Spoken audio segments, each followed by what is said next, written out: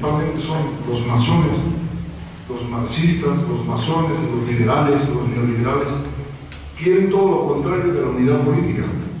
Quieren dividir al país, alegando la democracia. ¿Democracia qué significa? Es una palabra griega, democracia. Kratos, que es el poder, y demos es todos, el poder de todos. Pero como vemos es una mentira, ¿no?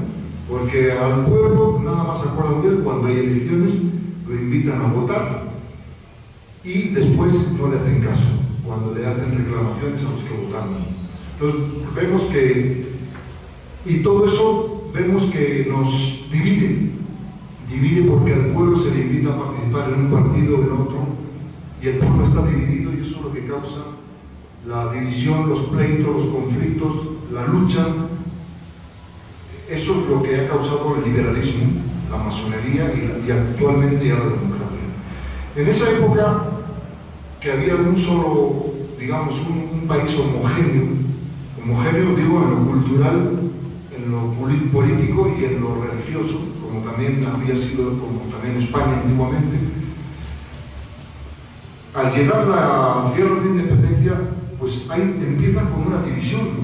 Había gente que estaba de acuerdo, otros no estaban de acuerdo. La guerra de independencia en realidad empieza, el pueblo era muy católico. Ya antes de la independencia, en 1767, había sido expulsados los jesuitas de México. Los jesuitas eran una gran orden, habían sido fundados por San Ignacio de Loyola, habían sido los primeros en ir a los lugares más peligrosos del mundo, en aquella Europa del siglo XVI que ardía, porque los protestantes incendiaban Europa en guerras civiles. Los jesuitas iban a predicar el Evangelio a los lugares de más peligro, y muchos de ellos murieron asesinados, hoy son mártires. También aquí, en la conquista, los jesuitas habían escogido la zona del norte de México, lo que ahora es Sonora, incluso California, Baja California, lo del sur de Estados Unidos. Ahí habían ido a evangelizar a los indígenas. Muchos de ellos murieron, porque ellos decían que querían a los sitios de más peligro. Eran los más fieles a la Iglesia Católica y los más obedientes al Papa en aquella época. Entonces los jesuitas molestaban ¿a quién? A los enemigos de Dios y de la hispanidad y de México. Entonces en 1767 los expulsan por medio de ministros masones que había allí en España, Francia ya se habían infiltrado. Se logra la expulsión de los jesuitas de todos los territorios de España, de Francia y de Portugal, y también por supuesto los territorios de la América Española. Es ahí, habían pasado 250 años desde la conquista, es ahí cuando el pueblo católico mexicano empieza a sentir que les han quitado a sus padrecitos. Y entonces es ahí cuando empiezan a preguntar, muchos indígenas, mestizos, empiezan a preguntar por qué nos llevan a los padrecitos. Y algunos le contestan, pues son órdenes del rey de España, Carlos III, que era masón. Pero en realidad era el ministro de Carlos III, don Pedro de Abarca y Corea, ministro masón que odiaba a los jesuitas, odiaba a la iglesia. Él es el que induce al rey a firmar el decreto de expulsión. Pero mientras tanto, aquí en estos territorios de América, la gente, como hemos dicho, dice, bueno, ¿por qué muchos jesuitas habían venido de España? Pero otros ya habían nacido en el territorio de la Nueva España, es decir, de México. Y mucha gente se preguntaba, ¿por qué el rey de España nos quita a nuestros padrecitos y nos los expulsa, nos los quita de aquí? Entonces, cuando les empiezan a decir que es una orden de allá, mucha gente empieza a pensar, pues entonces, si el rey de España nos está quitando a los padrecitos, ya no queremos pertenecer a España. Es ahí cuando empieza la gente a tener una idea de la independencia. No es con el cura Hidalgo, ni es antes, porque ya habíamos dicho que habían pasado 250 años de paz. Habían pasado años, claro, pobres siempre los va a haber, el mismo Cristo nos lo dijo, los pobres siempre los tendréis con vosotros. Pero no eran, en las universidades se exagera la pobreza. La pobreza, yo diría que ahora hay más pobreza que antes. ¿Por qué? Porque en aquella época los indígenas vivían en sus pueblos, tenían sus tierras comunales, que el rey de España les había legalizado con títulos de propiedad, trabajaban en sus pueblos y allí iban a vender sus productos, la papa, el frijol, el jitomate, a los mercados. Y entonces el indígena, el mestizo que vivía en sus pueblos, no necesitaba ni emigrar ni a la Ciudad de México, como hacen hoy, ni mucho menos a Estados Unidos, que entonces era un país pequeño y más pobre que México, lo que eran los Estados Unidos. Entonces, el indígena vivía bien en su pueblo, tenía para comer. Aunque ya hemos dicho que siempre pobres va a haber, habría también sus pobres. Y entonces el movimiento de independencia no es tanto por la pobreza, no es una cosa social, es más bien por la cosa religiosa de que amaban a los jesuitas y el rey de España nos los ha quitado, entonces ya no queremos ser vasallos del rey de España. Es desde 1767 cuando se empieza ya la gente de México a pensar en independizarse de España. Es decir, ¿por qué nos vamos a independizar? Porque si el rey de España no quiere los jesuitas, nosotros sí los queremos. Entonces vamos a pensar en independizarnos para que aquí siga habiendo jesuitas. Eso es lo que le ocultan a la gente en las escuelas y universidades de México, porque es una historia masónica la que les cuentan ahí, para desarraigar al pueblo de los jesuitas, y al contrario les hablan mal de la iglesia de los jesuitas. Y esa idea va fructificando desde 1767 hasta 1810, en la cual España ha sido invadida por Napoleón, por los franceses, desde 1808, y Napoleón al principio fue masón. Los franceses traían las ideas de la Revolución Francesa, o sea, de la masonería, del liberalismo. Habían quemado iglesias, habían asaltado iglesias también en España, y cuando llega la noticia aquí a la Nueva España dicen: ah, caray, el rey de España está secuestrado por los franceses. Napoleón lleva al rey de España, entonces ya no era Carlos III, era su hijo Carlos IV, y luego Carlos IV dimite y en favor de su hijo Fernando VII. Pero Napoleón los secuestra y se los lleva a Bayona, entonces en España no hay rey, hay un caos.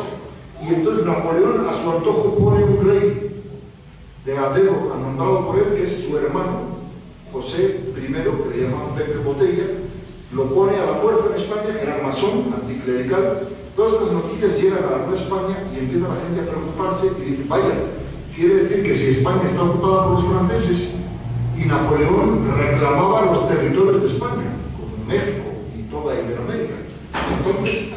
Entonces es cuando se empiezan a preocupar aquí y empiezan a decir: bueno, cualquier día van a desembarcar los franceses en México, porque ahora ya no somos súbditos del rey de España, sino somos súbditos del mismo rey, hermano de Napoleón. Y es cuando en 1808 se organizan las juntas del pueblo español y se inicia una guerra contra los franceses. Y es cuando aquí se empieza a hablar también diciendo: pues aquí tenemos que hacer unas juntas para prepararnos contra una posible invasión de los franceses. ¿Por qué? Porque el virrey estaba de acuerdo con Napoleón. Ya ven, siempre la gente que está arriba, los que tienen cargos importantes, los que ganan mucho dinero, cuando les preguntan: oye, ¿tú vas a estar conmigo o vas a estar con México? No, yo estoy con el que me da mucho a ganar, ¿no? Yo soy gobernador, yo soy presidente de este país, entonces yo voy a ser fiel al que me está dando mucho dinero. Pues así pasaba con el virrey. El virrey de aquella época quería ser fiel a Napoleón, o sea, ya no le importaba que en España no hubiera un rey español, sino un rey francés. Y él decía: bueno, a mí me van a mantener en mi cargo de virrey, entonces me interesa estar bien con Napoleón. Y es ahí cuando empieza el pueblo mexicano a ponerse nervioso y a decir: no, pues si el virrey está con Napoleón, nosotros no, vamos a levantarnos contra el virrey. Todo esto lo inicia el cura Hidalgo, como saben ya, el 16 de septiembre. Ahora, claro, el cura Hidalgo también tenía un doble propósito. Todo esto de la independencia, pero también se dice, y parece que se ha comprobado, que el cura había asistido a una logia masónica que ya existía en 1806, en la calle de las Ratas, en el centro de México. Esa calle hoy se llama, creo que es la calle Bolívar, antes se llamaba calle de las Ratas. Entonces, mucha gente, incluso una vez hablando con un masón, me decía: es que está en duda que el cura Hidalgo fuera masón. Y me dicen, que sí era masón, me dice: mira, los masones a la logia nada más invitamos a los masones. Si una persona no es masón, no puede entrar en nuestra logia. Entonces, si el cura Hidalgo entró en esa logia de la calle de las Ratas, quiere decir que ya estaba en la masonería. Entonces, ahí ya es un doble propósito. El cura Hidalgo aprovecha la invasión de Napoleón a España y trata de hacer una independencia, pero del lado masónico. O sea, ya había masonería en España, que nos la había traído Napoleón y su hermano. Y entonces dice, bueno, nos vamos a independizar de España, pero también vamos a dejar aquí otra masonería en México. Por ahí va el cura, ¿no? Sale, como saben, con la bandera de la Virgen de Guadalupe. Como saben, el cura lleva una guerra total. Como dice don Salvador Borrego en su libro América Peligra, venía destruyendo haciendas, destruyendo el campo, y eso es lo que no se puede hacer a un país, y menos a tu propio país, porque estás destruyendo los medios que te dan de comer, el campo sobre todo. Pero el cura Hidalgo estaba aconsejado, dice ahí en América Peligra, aconsejado por quién, por dos agentes norteamericanos, que eran masones, que nos había mandado el gobierno de Estados Unidos. Porque a Estados Unidos, claro, no le convenía la independencia, eso sí, había que desligar a México de España para que fuera menos fuerte, pero le convenía también tener a México apretado bajo sus pies, como la realidad de hoy, como hemos llegado en estos 200 años. Entonces dice, hay que destruir la economía de México, y los agentes americanos aconsejaban a Hidalgo una guerra de destrucción total. Luego, otro error que comete Hidalgo es el racismo. Como saben, los norteamericanos son racistas. Viene de ellos, de Inglaterra, de Estados Unidos. El racismo, Hidalgo llegaba a muchos lugares y fusilaba a los españoles solamente por serlo, por haber nacido en España. Mientras tanto, ese español se había casado con mexicana. Sus hijos habían nacido en México, eran mexicanos, pero él venía a dividir la familia. Había fusilado a muchos españoles. ¿Y qué pasaba con los hijos de españoles? ¿Cómo iban a sentirse sus hijos mexicanos cuando el cura Hidalgo estaba fusilando a su papá? Imagínense ustedes. O la madre mexicana, muchas veces indígena. El español se había casado con muchas indígenas puras. ¿Cómo iba a sentir al cura Hidalgo si venía y había fusilado a su marido? Entonces, claro, esa guerra no podía prosperar. Y así fue, no prosperó. Hidalgo invitó a muchos caudillos a unirse a la independencia. Algunos se unieron, otros no se unieron, como don Agustín de Iturbide, porque veían que era una guerra de odio entre las tres clases que formaban en México: el indígena, el español y el mestizo, y el criollo, que era el hijo de español nacido en estas tierras, pero de algún español que se casaba con otra española o con una criolla hija de españoles. Ese es el criollo. El criollo es, digamos, un español nacido en México. El mestizo es el español que se había casado con una indígena. De ese matrimonio salía el mestizo, que llevaba mitad de sangre española, mitad de sangre indígena. Entonces, él no podía hacer una guerra de racismo cuando el país era un país que estaba mezclado por varios personajes de la Nueva España, ¿no? Pero al norteamericano no le importa eso. Y el norteamericano quería aplastar a México. Entonces, incluso el mismo Ignacio Allende, cuando se dio cuenta de cómo iba la guerra de independencia, como saben, destituyó al cura Hidalgo. Lo destituyó de su cargo porque decía, esta guerra no se puede llevar así, estamos echándonos en contra del mismo pueblo. Algunos lo seguían, pero había otros que no lo seguían, porque decían, no, yo voy a unirme a estos que van a matar a mi hijo por ser criollo, o al otro por mi marido, por el no. Entonces no funcionó, y al final lo traicionaron a Hidalgo. El general Elizondo, allá en Coahuila, que salió de Saltillo, le hizo creer que venía a unirse a él, y al contrario, en la Catitra de Baján, ahí cerca entre los estados de Durango y Chihuahua y Coahuila, allí fue haciendo preso al mismo cura y a todo su séquito, y ahí lo llevaron preso a Chihuahua, lo juzgaron y lo fusilaron el día 31 de julio de 1811. O sea, la independencia del cura no podía dar frutos en un país donde la gente, pues como hemos dicho, se había formado en 300 años mestizaje de la mezcla de español y del indígena. El cura mal aconsejado, como siempre, por los Estados Unidos y por la masonería, porque esos agentes eran masones. El cura, ahora hay mucha gente que ha levantado la voz que el cura murió excomulgado y todas esas cosas. El cura no murió excomulgado, el cura Hidalgo. Sí fue excomulgado al principio, efectivamente fue excomulgado por Abad Iquérico, de Michoacán, el obispo. Michoacán, los excomulgó. Pero ojo, no los excomulgó por la revuelta. Por una revuelta política no se les excomulga normalmente a la gente. Lo excomulgó porque llegó, creo que fue a Totonilco el Alto, y allí había otros sacerdotes, y el cura Hidalgo les dijo, únanse a mi movimiento. Y esos sacerdotes dijeron, no, nosotros no nos unimos. Ah, ¿no se unen? Entonces mandó a unos, denles una buena paliza, y los empezó a golpear. Entonces, como el cura era responsable de haber golpeado a 2 o 3 sacerdotes de aquel lugar, en aquella época había excomunión a quien golpeara a un sacerdote. Y entonces, cuando se entera el obispo de Morelia, que era la jurisdicción de aquella zona, de que habían golpeado a varios sacerdotes, entonces le manda la excomunión al cura Hidalgo por haber golpeado a los sacerdotes. Por golpear a un sacerdote, si discutes con él en materia dogmática o en materia religiosa, equivale a excomunión. Ahora, claro, si tú te pones a discutir con un sacerdote sobre la América, o lo del Toluca, o que yo le voy a la América y tú a las Chivas, y acabas pegándole, entonces no equivale a excomunión. Pero si es por motivos religiosos, sí, también equivale a excomunión. Y aquí también lo fue. Entonces golpearon a esos sacerdotes y le cayó la excomunión al cura Hidalgo. Y así estuvo excomulgado hasta el final de sus días. Cuando en Chihuahua él se confesó antes de morir. Se confesó. Entonces, claro, una persona que se confiesa, excomunión, ¿qué significa? Que estás fuera de la iglesia, que no tienes derecho a ningún sacramento. Si una persona está excomulgada, no puede recibir ni la confesión siquiera, ni la comunión, ni el matrimonio, ni ningún sacramento. Está fuera, excomunión. ¿Y cómo te puede levantar la excomunión? Pues si te arrepientes y vas y hablas primero con un sacerdote, el sacerdote te va a decir, efectivamente está usted arrepentido, pero yo no tengo el poder de levantar la excomunión, y el mismo sacerdote te va a mandar con el obispo. O ya sea con el obispo o con el señor canónigo de la catedral. Que en todas las catedrales hay un señor canónigo que es un sacerdote que hace un poco las veces del obispo cuando el obispo está de viaje.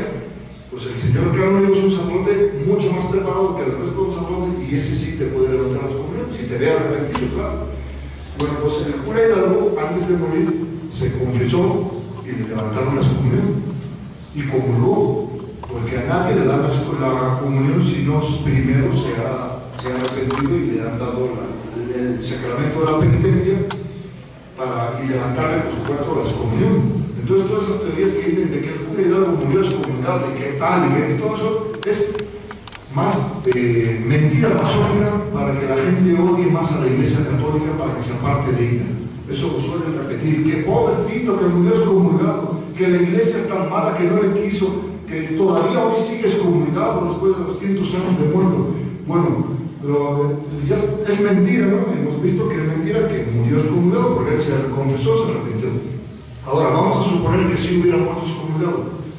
Lutero, por ejemplo, Martín Lutero, el que inició el protestantismo, él murió excomulgado, ese sí que no se arrepintió. Y una vez, hace como unos años, fueron al Papa Juan Pablo II, fue a Alemania, se entrevistó con la comunidad luterana, o sea, la iglesia evangélica que fundó Lutero, y como estaba ya también en buenas relaciones la iglesia católica con los luteranos le pidieron al Papa que le levantara la excomunión a Lutero, y el Papa le dijo, no se puede. Le digo, ¿por qué? Porque la excomunión muere con el excomulgado, ahí termina la excomunión. Porque no tiene caso que le levantemos la excomunión a un muerto, porque él ya pasó el juicio de Dios. Allá como haya muerto, allá fue su juicio de Dios. Ya no se le puede levantar a un muerto la excomunión, como es el caso de Lutero y de otros muchos. Y los luteranos le pedían al Papa eso, no, pues levántele como una cosa simbólica. No, si es que esto no es simbolismo, si es que no estamos jugando. La iglesia de Dios no es simbolismo. O eres o no eres. O cumples o no cumples. O te arrepientes o no te arrepientes. Pero yo veo que por ahí muchos, por desgracia, católicos mal informados, que creen que es un mero simbolismo. Por ejemplo, ahora todo esto del aborto, matrimonio de homosexuales, que el Papa va a lanzar excomunión hasta que aprueba esas leyes. Creen que pero eso no pasa nada, sigue siendo católico aunque estés excomulgado. Mentira, estás fuera. El Marcelo Ebrard y todos estos, o el mismo gobierno español, que ahora ya entró en vigor también en España la misma ley de ampliación del aborto y matrimonio de homosexuales, y los obispos españoles ya redactaron la excomunión para todo el gobierno español y para todos los diputados, dice, y senadores que votaron en su favor.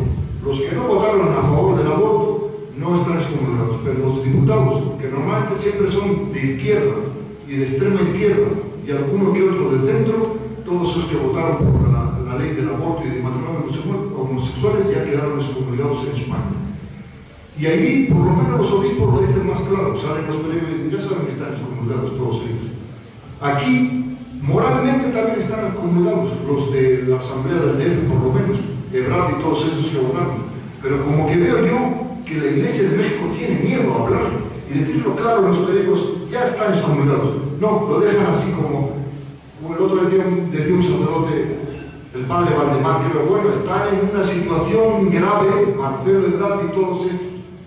¿Cuál situación grave? Pues estás en pecado mortal, estás excomulgado, no hay otra cosa. Pero parece que les da miedo decir esto.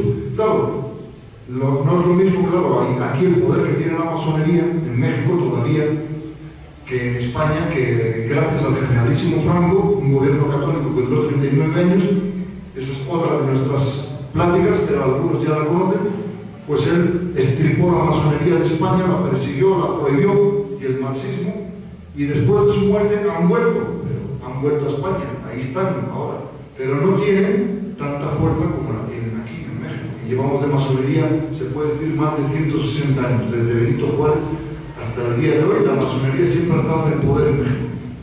Y aunque tengamos un gobierno del PAN o de centro-derecha, los masones siguen teniendo poder. En España no, porque en España se la han perseguido. Hay un libro ahí que tiene a Salvador Borrego en su biblioteca, que se lo compró a la viuda de un masón, que está escrito por masones, grandotes. Y ahí dice, historia de la masonería en diversos países del mundo. Hablan de Francia, de México, de Uruguay, de Inglaterra.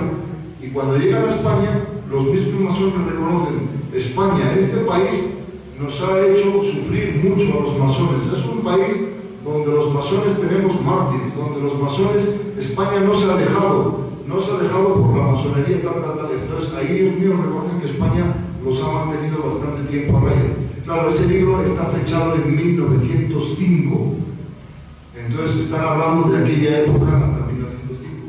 Ahora ya en España, desde hace 35 años, las cosas han cambiado mucho y ahora empiezan a tener mucho poder los masones, pero no tanto como en México. Entonces ahí la Iglesia es más libre para todo eso. Pero vamos a seguir un poco hablando más de esto. El cura muere y sigue Morelos, la lucha. Morelos saca otra bandera, como saben. La del cura era la Virgen de Guadalupe. La de Morelos es como una especie de calavera, las han debido ver, ¿no? Una calaverita como de pirata, o sea, muy fea bandera también para México. Y como saben también Morelos, pues en un principio también hace la lucha, pero luego también es atrapado y es fusilado. También muere muy arrepentido, se confiesa, incluso pide perdón de todo el daño que ha causado, de todas las muertes que ha causado, y es fusilado aquí en Ecatepec, por eso se llama Ecatepec de Morelos, hoy en día aquí era San Cristóbal de Ecatepec, es el nombre mestizo que le pone España en los 300 años, ¿no? Todos los pueblos tienen un nombre de un santo, más el nombre indígena, San Cristóbal de Ecatepec, San Bartolo, Naucalpan, y así hay muchísimos, ¿no? Pero luego ya ellos le ponen, bueno, Ecatepec de Morelos y cosas así, Toluca del Lerdo y todas esas cosas.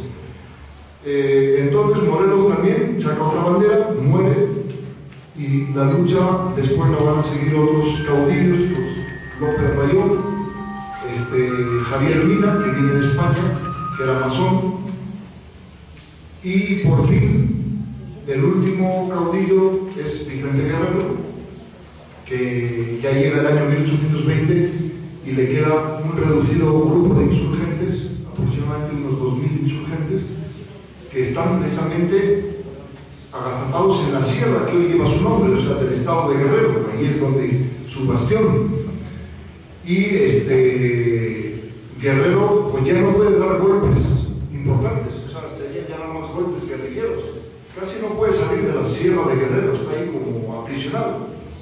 El ejército del virrey es más poderoso, tiene ya 80.000 hombres armados, fogueados en 10 años de guerra civil en el fondo, guerra civil entre hermanos, entre mexicanos, porque el ejército insurgente eran insurgentes, pero el ejército virreinal, mucha gente cree, pero había oficiales nacidos en España, pero la mayoría también de la gente, la tropa, eran mexicanos nacidos en México. Había indígenas, incluso muchos indios que luchaban de soldados a favor del virrey. ¿Y por qué? ¿Por qué creen? Si ya les habían dicho, Hidalgo y todos estos que habían muerto, que los indios y que la lucha por los indios y los indios, pues porque no le creían. Y los indios recelaban de la independencia. ¿Por qué? Porque ellos decían, tenemos nuestras tierras comunales. El rey y el virrey nos las han respetado. Nosotros las trabajamos. Todo el pueblo era dueño. Eso era como una especie de socialismo, pero cristiano, ojo, no el socialismo marxista y pro-judío ese que proponen los partidos.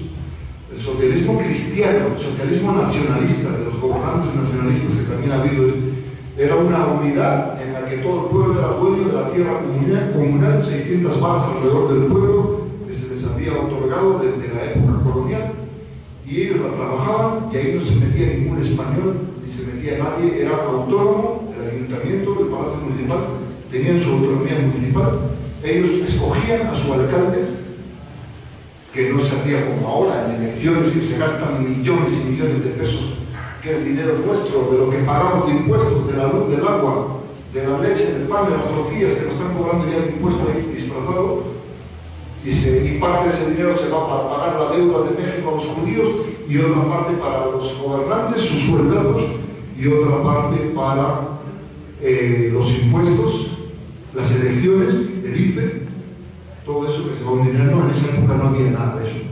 En esa época se hacía los indígenas más viejos del pueblo, los más sabios. Decían, bueno, ¿a quién escogemos? Pues así un poco por consenso, pues mira, tenemos aquí a Juan, al indio Juan o al indio Pedro, es muy inteligente. ¿Qué les propongo yo? Esto, pues, y ahí se reunían un grupito de los más inteligentes. Dicen, pues vamos a escoger al indio Juan. Él va a ser el alcalde de nuestro pueblo. Y llegaba el visitador, que venía de parte del virrey, que podía ser español o podía ser mestizo, y les daba su título, ya es usted alcalde de este pueblo. Y ese alcalde gobernaba normalmente bien, ojo, y si lo hacía mal, y si se le descubría algún fraude, algún robo, alguna cosa, el mismo pueblo lo derrocaba. Los mismos indígenas se reunían, tú, indio Juan, nos has defraudado. Nos has robado, nos has hecho un fraude. Así que así como teníamos el poder de este pueblo, ahora te lo quitamos y nombramos a otro. Así se hacía. Nada de gastar en elecciones, y ahora que roban lo que quieren, y ahora que hacen fraudes, y ahora que se llevan dinero y no les pasa nada. Y dicen que es que tengo fuero, es que estoy amparado porque tengo fuero, no me pueden juzgar. Y mientras tanto sigue el alcalde robándose, y hasta que termina su periodo y se va con el dinero. Y luego le persiguen un poco, a veces los meten en prisión un año y al año sale, porque dicen los jueces, no, es que no hay suficientes pruebas. ¿Y dónde quedó el dinero? No, pues el dinero ya desapareció. Ni siquiera le exigen que devuelvan. Así son ahora en la democracia los alcaldes y los gobernadores y los diputados y toda esta gente, ¿no? En esa época no. Los mismos indígenas nombraban a su alcalde sin gastar dinero en elecciones y cosas así. Pero bueno, vamos a seguir. Hemos dicho que había muchos indios en el ejército virreinal porque desconfiaban de la independencia. Decían, ¿qué tal si ahora nos han puesto, nos han prometido el sol, la luna y las estrellas? Pero ¿qué tal si luego nos quitan nuestras tierras? Como luego sucedió. Eso es parte de la historia de México, de Benito Juárez, de Valentín Gómez Farías.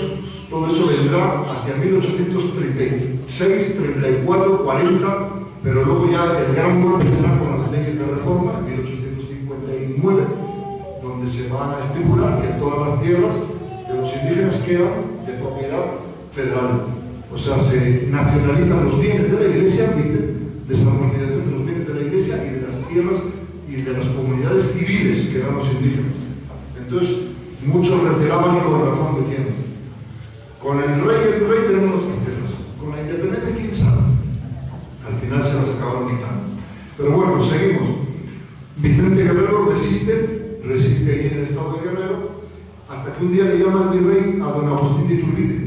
Había sido un coronel, que había sido invitado por Hidalgo a unirse al movimiento, pero no lo había aceptado, porque él dijo, no, yo no quiero unirme a un movimiento donde hay tanto racismo, tantas muertes, tantos saqueos, Y es más, decía Iturbide, a mi mismo padre lo hubiera matado. ¿Por qué? Porque el padre de Iturbide era español, nacido en España. Agustín de Iturbide había nacido aquí en Morelia. Entonces no se llamaba Morelia, se llamaba Valladolid. Había nacido en Morelia y él era hijo de español. Y su madre, doña Ana María de Aramburu, era nacida aquí en México, pero a su vez era ya hija de españoles. Entonces ella era criolla, de sangre española, nacida en México, y Iturbide, su hijo, don Agustín, también, de padre español y de madre criolla, pues también salía un criollo, ¿no? Entonces él decía, ¿cómo voy a unirme a la revolución del cura cuando están matando a mi padre? Tendría que matar a mi padre, ¿no? O sea, no concuerda eso. Dices, ¿cómo voy a unirme a él y voy a tener que matar a mi padre, o a mi tío, o a mis tíos, solo porque han nacido en España? Entonces él desechó la idea de unirse al cura Hidalgo y fue fiel al virrey. Pero en 1820 el virrey lo manda a combatir a Vicente Guerrero. Dice, ya se ha pacificado México, nada más queda el estado de Guerrero. Bueno, no existía todavía estado, Guerrero, la zona donde ahora es el estado de Guerrero, y pues vaya usted a vencer a Vicente Guerrero. Pero había pasado algo en España. En España ya se había expulsado a Napoleón. Los franceses habían sido expulsados en una guerra sangrienta hacia el año 1812, mientras aquí también en México había otra guerra sangrienta. Habían sido expulsados, pero le habían curado ya el veneno de la masonería que habían traído los franceses. Había prendido en algunos españoles, y esos españoles habían obligado al rey Fernando VII a jurar la Constitución de Cádiz, también de 1812. La Constitución era completamente masónica, liberal, y esos masones le decían a Fernando VII que él debería dejar de gobernarse España por medio de la Constitución liberal, masónica. Fernando VII en un principio les dijo que sí, pero luego, o sea, en 1820 les dijo que sí. Entonces, era ya una monarquía liberal, es decir, una monarquía con un congreso en el cual había ya diputados masones. Cuando Iturbide se informa de eso, de que en España gobernaba ya la masonería con un rey, Fernando VII, entonces dice, bueno, antes nos levantamos, bueno, se levantó el cura Hidalgo, se levantaron los mexicanos porque no querían que los franceses desembarcaran en México, porque el virrey que había en México era leal a los franceses. Y ahora resulta que yo soy fiel al gobierno de España y al virrey, pero resulta que el gobierno de España ha cambiado de bando. El gobierno de España ahora es liberal. Y en el gobierno de España de 1820 habían perdido las ideas de los revolucionarios franceses. Entonces cuando Iturbide dice, yo no quiero obedecer a un gobierno liberal y masónico de España, un gobierno que había sido títere de los franceses. Entonces es cuando dice, ahora es el momento de independizar a la nueva España. Y es cuando se va rumbo a Iguala, el plan de Iguala, llega el 24 de febrero, llega a Iguala, y en Iguala proclama su plan, que supongo ya lo han leído muchas veces, ¿no? En el plan de Iguala, entre otras cosas, decía que él decía, ¿quién es mexicano? Todos los que han nacido en México, sin distinción de que sea indio, mestizo, criollo, y aunque no haya nacido español, que ya vive en México, si quiere ser mexicano también se le invita a ser mexicano. No se le va a matar, no se le va a perseguir por haber nacido en España, porque además el español tiene a su mujer que es mexicana y a sus hijos que son mexicanos. Ese, en el plan de Iguala, invitaba a la unión. Ya vemos que Hidalgo les unía y Iturbide une a todo el pueblo mexicano, incluso a los españoles que se quieran quedar en México. Los invito a ser mexicanos aunque hayan nacido en España. Y también decía que el español que no esté de acuerdo se puede ir tranquilamente a España o a cualquier otro país que no va a sufrir ninguna persecución. O sea que es diferente a la guerra de Hidalgo y a la guerra de don Agustín de Iturbide con su plan de Iguala.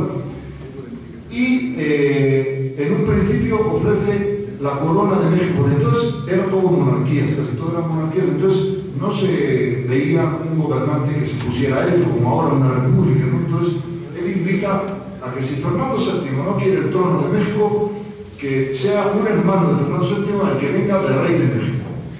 a lo cual en España se lo rechazaron.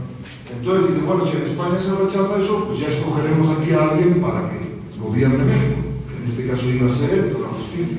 Pero si ven todo el plan de Iguala, todo es un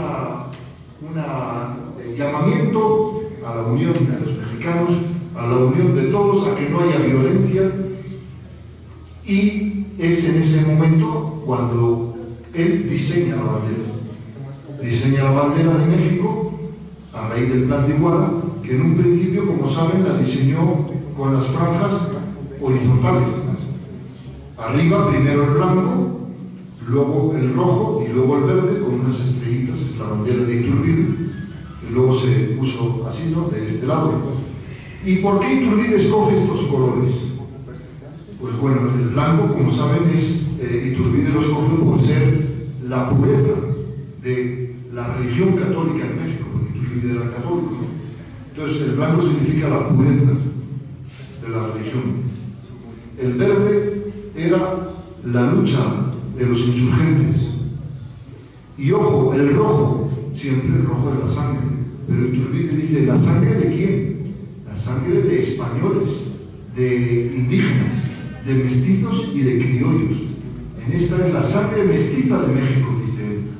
La unión por la sangre del mexicano que desciende también de español y de indígena, del mexicano mestizo, es este color, el rojo, su sangre está mezclada con sangre española, con sangre indígena, que es la mayoría del pueblo mexicano. Ese es el color que escoge también Iturbide, verde, blanco y rojo. La religión del blanco, el verde la independencia, los insurgentes, y el rojo las dos sangres de México, la sangre indígena y la sangre española. El significado de la bandera. Luego vendrán gobernantes masónicos desde Benito Juárez hasta la actualidad que le van a cambiar todo eso. Van a decirle a la gente que no, que el verde es la esperanza, que el blanco no sé qué otra cosa, pero no nombran a la religión católica porque son laicos, son masones, y el rojo van a decir que es la sangre, sin decir que es la sangre española y la sangre indígena, simplemente la sangre. Así es lo que enseñan en las escuelas y universidades, ¿no? Entonces Iturbide es el fundador de nuestra bandera, la bandera de México, y es a raíz del plan de Iguala, del 24 de febrero, la proclamación del plan de Iguala, y se quedó claro, como a los gobernantes de ahora no les interesa que se sepa mucho del plan de Iguala, pues entonces lo han dejado como el día de la bandera, 24 de febrero, que ahí se quedó, 24 de febrero, día de la bandera. Ahora, ¿qué pasó? Iturbide, en vez de ir a combatir a Guerrero, manda varios de sus oficiales para hacer un diálogo y se meten sus oficiales en el territorio, en las montañas de Guerrero, y efectivamente se encuentran con los insurgentes de Vicente Guerrero y le dicen que ahí está el general don Agustín Iturbide, y había sido ascendido de coronel a general, y que quiere dialogar con él, que para proponer un plan de independencia. Entonces, efectivamente, Guerrero accede y se reúnen en Acatempa y ahí hablan, y entonces Iturbide le explica cómo está la situación y le dice, mire, yo vengo a combatirlo a usted, pero yo he pensado que México ya está maduro para la independencia. Y además España ahora está en manos de los liberales, de los masones. En aquella época, para la gente, liberalismo, masonería era una cosa muy repugnante. Para al menos en esa época, que eran mayoritariamente católicos, digamos el 99% de la población eran católicos, y sabían, fíjense, en esa época los católicos de aquella época, que muchos no sabían leer ni escribir, pero iban a misa, y los padrecitos les decían lo malo que era la masonería, que ya había sido condenada, llevaba ya casi un siglo de condenas, desde 1738 que la condena el primer papa, Gregorio XVI creo que fue, no, Clemente XII creo, y varias condenas de Gregorio XVI y otros papas, casi un siglo de condenas, y eso lo predicaban los padres, los obispos en las parroquias. Entonces había gente indígena o mestiza que no sabía leer ni escribir, pero como asistían a misa, oían al padrecito que la masonería es mala, que la masonería es anticatólica, y lo sabían. Fíjense, casi más inteligentes que ahora, con todo de que sabemos casi todos ya leer y escribir, pero mucha gente no lee. a mucha gente no le interesa saberlo, o a muchos no van a misa. Entonces, bueno, y ahora también hay que reconocer que nuestra iglesia se ha quedado muda, que en las misas ya no nos hablan de esto, unos por temor, otros por desidia, otros por pecado de omisión, porque recuerden que no solamente se peca de pensamiento, palabra, obra y omisión, y ahí está, el pecado de omisión hay muchísimos, y sobre todo de nuestros sacerdotes, por desgracia. Hay mucho pecado de omisión porque se quedan callados. Deberían de hablar todos los domingos. Lo dice don Salvador Borrero. A la iglesia no nos invitan a la televisión. Casi es raro, alguno que otro. Y cuando invitan a uno es un sacerdote liberal, que no va a atacar a los masones o que va... Rara vez nos invitan a la televisión a hablar ni a mí, ni a los sacerdotes, ni a los obispos. Muy rara vez. Pero dice don Salvador, tenemos una tribuna muy importante, que es la misa de los domingos. ¿Cuántas misas se dicen aquí cada domingo? Y en México, y en Toluca, y en el otro, y en el otro. ¿Cuántos millones asisten a misa? Bueno, pues si cada sacerdote en cada misa dijera algo de esto, no haría falta la televisión, sino que les estarían abriendo más los ojos a la gente. Pero no, pecados de omisión, no quieren hablar. No quieren hablar, unos por miedo, otros porque les dicen el obispo, no, es que no conviene que hable de eso. ¿Por qué? Porque vamos a enfrentarnos con el gobierno masón o con el gobernador. Lo va usted a molestar. Si usted habla de eso en su misa al pueblo, pues le va a llegar a oídos al gobernador y al presidente y al otro y le va a molestar. Y entonces el gobernador me va a hablar a mí que soy el obispo y me va a decir, oye, tienes ahí un sacerdote o dos que está hablando muy fuerte y que no nos gusta. Y así, entonces, como para no molestar, pero resulta que la iglesia de Cristo no está para no molestar. Al contrario, Jesucristo dijo, yo no he venido a traer la paz, sino al contrario, la guerra.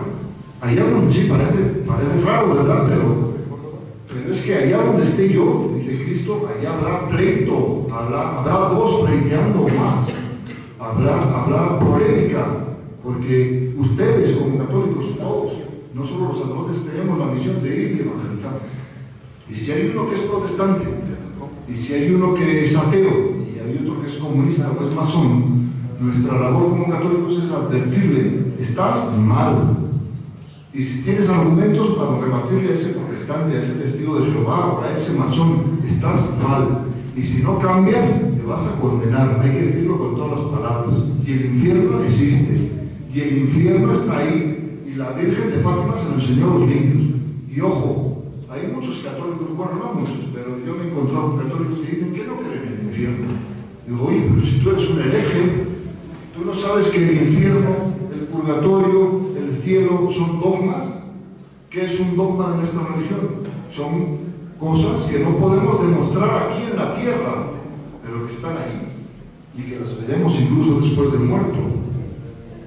El dogma de la Eucaristía, no podemos demostrar que Cristo baja en la consagración y se mete en la hostia, pero es dogma de fe. Tenemos que tener una fe tan fuerte que debemos de creer en eso, sin que nos lo demuestren ahora en vida.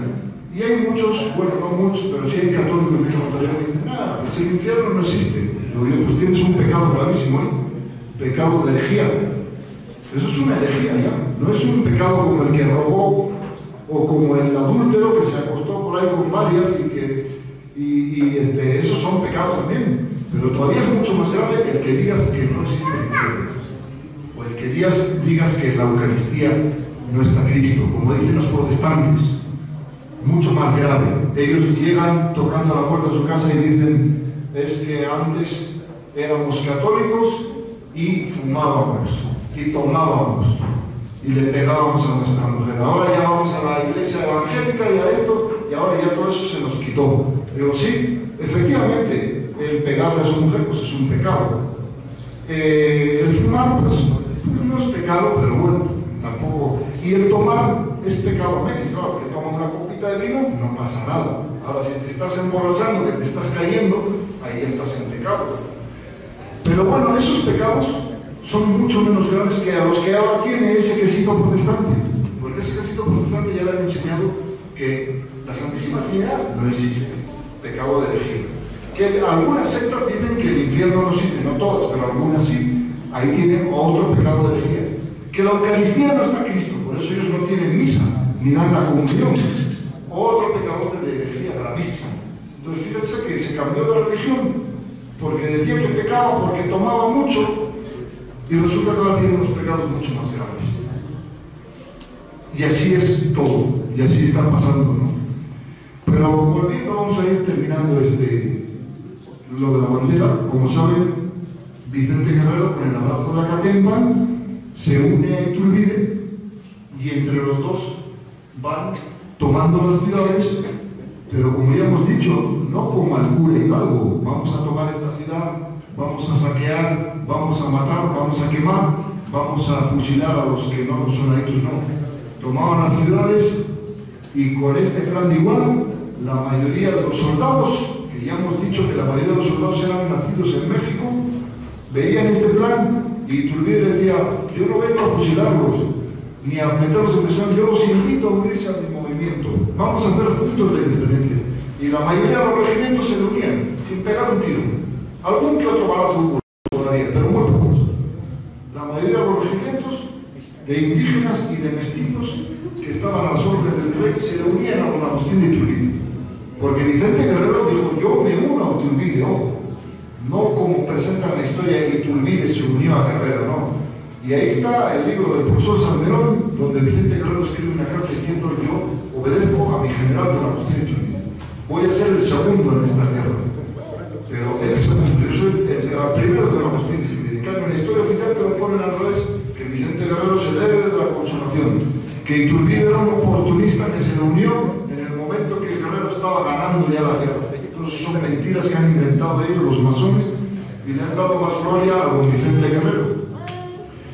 Y así los dos juntos, y la mayoría de los soldados del ejército terrenal van Guanajuato cayendo, Guadalajara, todas las ciudades se le van uniendo, porque ahora dice el pueblo mexicano y dice todo el mundo: ahora sí, con ese plan de Iguala sí nos gusta, es un plan de paz, es un plan de unión del mexicano, no de división como era antes, no de odio. Entonces es cuando van entrando en las ciudades y se va haciendo la independencia, y llega un día que ya a los virreyes españoles nada más le quedaba la Ciudad de México y el puerto de Veracruz. Nada más eso. Todos los demás se habían unido a don Agustín de Iturbide, y se encuentra que llega a México ya en 1821 el último virrey, don Juan de O'Donoghue, que desembarca en Veracruz para tomar el mando del virreinato, y se encuentra que va por la carretera con su diligencia, como era en esa época, en un coche de caballos, y se encuentran a la altura de Córdoba, y teorizaban que el camino estaba cortado por los insurgentes de Iturbide, ya estaban por Puebla, ya habían tomado las carreteras, los caminos que había entonces, ya está cortado el camino y no puede pasar.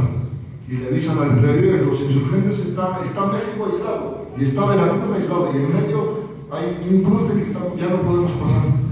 Y entonces cuando en Córdoba se reúne este virrey y se firman los tratados famosos de Córdoba, por el cual el virrey está dispuesto a conceder ya la independencia y a entregar el mando a don Agustín de Iturbide. Se firman esos tratados de Córdoba, también por ahí los pueden leer, y entonces Iturbide da orden a los insurgentes de que dejen pasar al virrey hasta la Ciudad de México para ya hacer aquí la ceremonia de entrega del poder y de proclamarse la Constitución de la Independencia.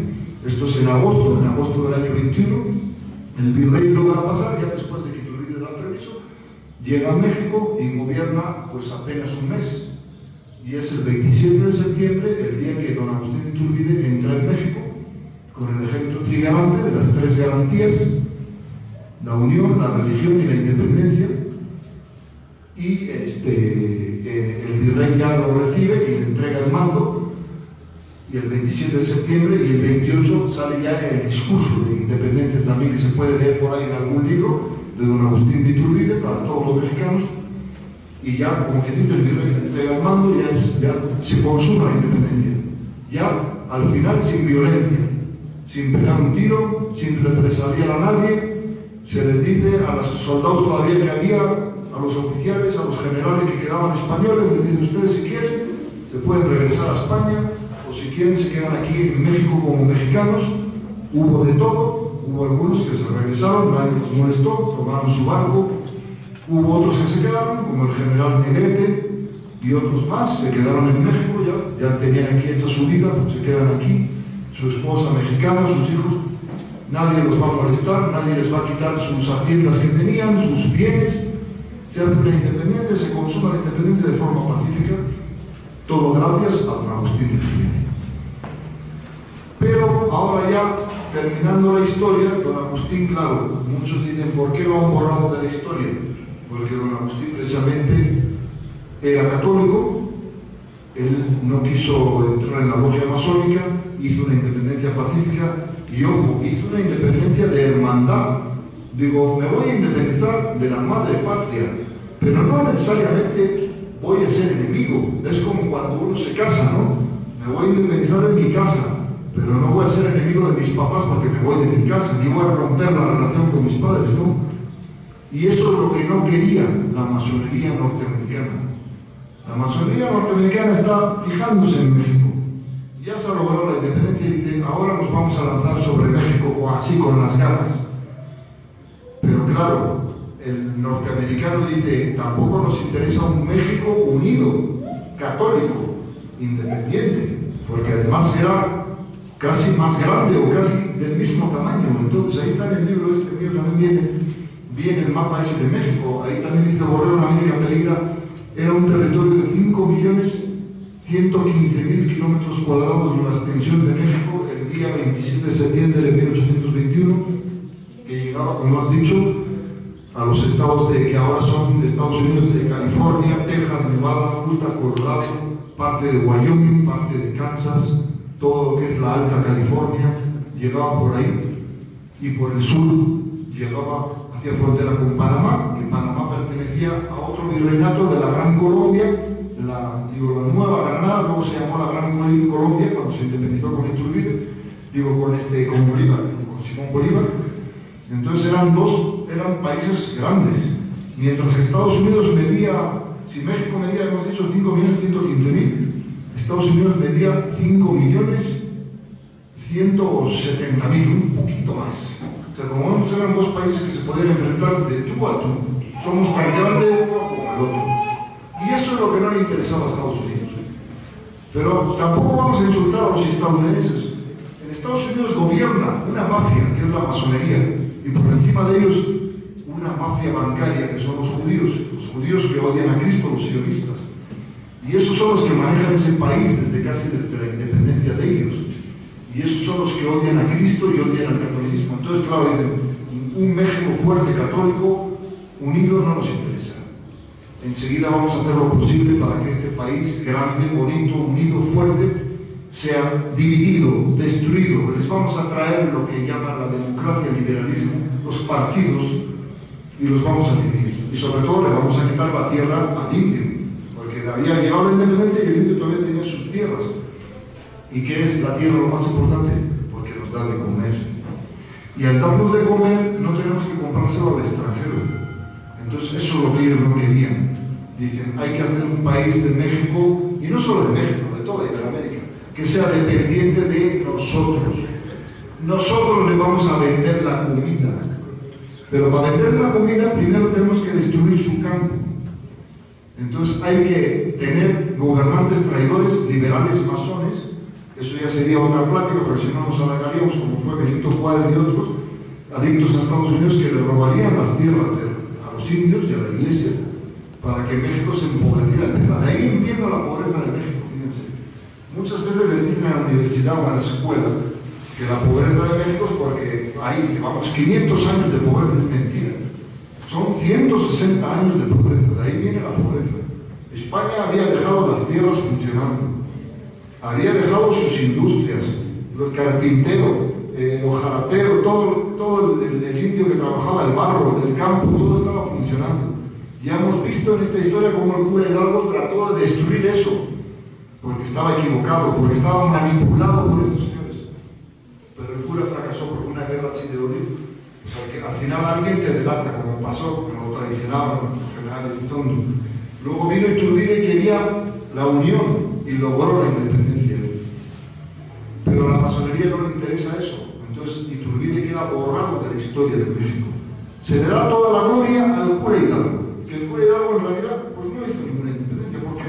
Porque murió en 1811. ¿Cuándo fue la independencia? En 1821. ¿Cuándo quedó México independiente totalmente?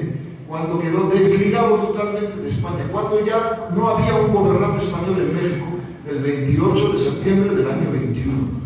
Entonces, el cura Hidalgo fue fusilado en el año 11, pues no podía haber hecho ninguna independencia. La inició y fracasó. Pero la historia oficial nos repite que en 1810 y que el bicentenario y bicentenario en 1810 para que la gente se concentre en Hidalgo y en 1810, cuando en realidad la independencia se hace 11 años después. Y Iturbide es el verdadero padre de la independencia. Entonces es el verdadero padre, pero va a ser olvidado porque, claro, Iturbide vino al embajador Poinsett. Poinsett era un maldito. Él odiaba a México, era racista, era de origen francés, era de religión norteamericana, de origen francés, de religión calvinista. El calvinismo es una cosa tremenda, peor que el Lutero. Eso, si quieren, lo podemos ver en otra plática que tengo también siempre del protestantismo. El calvinismo todavía peor porque es la mezcla de racismo, de anticatolicismo y de masonería todo junto, que es lo que lleva al destino manifiesto. El destino manifiesto es una cosa que hacen los americanos, que hizo Calvino, que dicen, bueno, hay seres superiores y hay seres inferiores y nosotros somos superiores y nosotros tenemos derecho a quitarle las tierras a México. Eso es el destino manifiesto y lo puso en práctica Calvino en el siglo XVI y luego se extendió por Holanda y por Inglaterra. Y de Holanda e Inglaterra los trajeron a lo que ahora es Estados Unidos. Y normalmente los gobernantes de Estados Unidos, la mayoría, no todos, han sido o son de religión calvinista y son masones. Entonces también en esa época le roban a México las tierras con esa historia de que es que dicen ellos, es que Dios nos ha escogido a nosotros, porque ellos no están utilizando esa tierra y nosotros sí la vamos a hacer producir, entonces tenemos derecho a robársela y Dios nos perdona. Eso es lo que inventan ellos, unas teorías de Calvino. Y además dicen ellos, es que además ellos están ya, como dice la teoría de la predestinación. Dicen que Calvino inventó eso, que es del loco del siglo XVI, inventa que unos de los miles y millones de seres nacemos ya predestinados con que nos vamos a condenar. Y unos cuantos salen predestinados de que se van a salvar. Pero ¿para quiénes son esos? Pues según Calvino, los que son ricos, los que trabajan mucho y hacen mucho dinero, son los predestinados por Dios a salvarse. Y los que somos pobres y los que no tenemos dinero, estamos predestinados por Dios para condenarnos.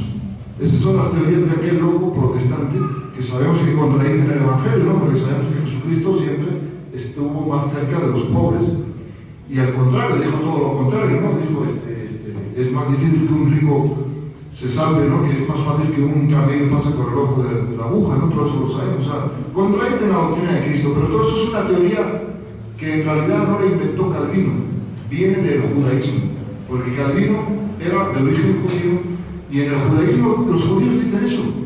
Los ricos, por eso ellos son muy ricos, la mayoría de los judíos siempre son ricos, los ricos son los que se van a salvar y los pobres se van a condenar.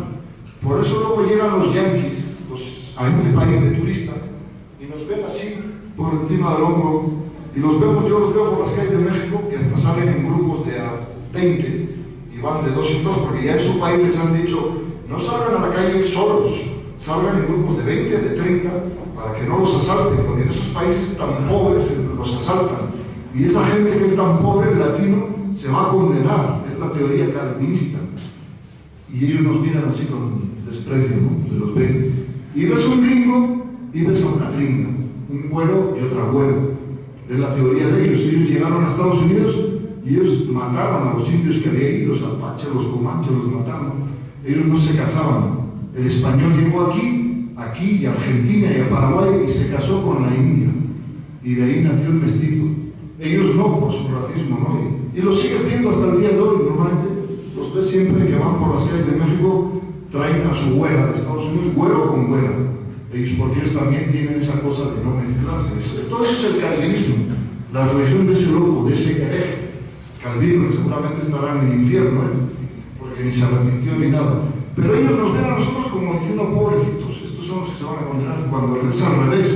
Los pobrecitos son ellos, son los que se van a condenar a ellos. Si no cambian, claro, también hay gente yanquis, también hay güeros y también hay ingleses que se hacen luego católicos y también se van a salvar.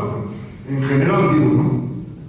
Y ellos luego nos ven a nosotros como diciendo, estos tienen una mente inferior, cuando los que tienen la mente inferior son ellos. ¿Por qué? Porque ellos cayeron en las garras del capitalismo judío, del becerro de oro en el siglo XVI, Inglaterra, Holanda, todos esos países.